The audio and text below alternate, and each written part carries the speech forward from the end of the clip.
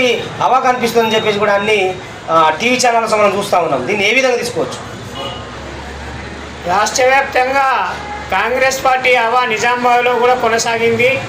ఎందుకంటే గతంలో 2 సీట్లకే పరిమితమైనటువంటి కాంగ్రెస్ పార్టీ ఈరోజు అత్యధిక స్థానాలని కైవసం చేసుకొని ముందంజలో ఉంది.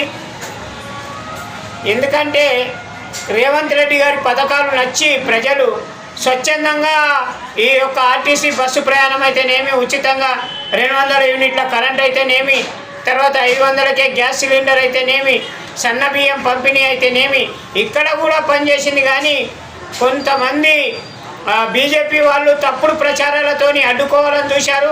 అయినా ఈ అత్యధిక స్థానాలు కైవసం చేసుకున్నది కాంగ్రెస్ పార్టీ.